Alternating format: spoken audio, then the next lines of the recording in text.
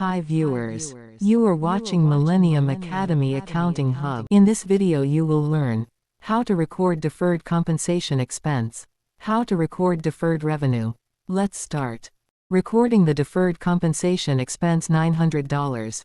The journal entry will be deferred compensation expense account debit $900.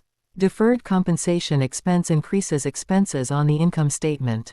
Deferred compensation liability account credit $900.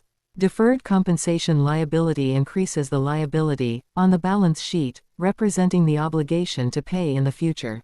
To adjust for $750 of deferred revenue that has now been earned, you would record the following journal entry.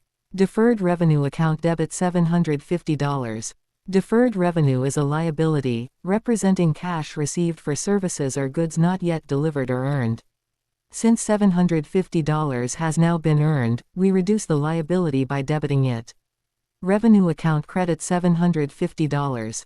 The $750 is now recognized as earned revenue, so we credit the revenue account to reflect the income. If you like a video, then please subscribe to our channel and press bell icon for regular updates.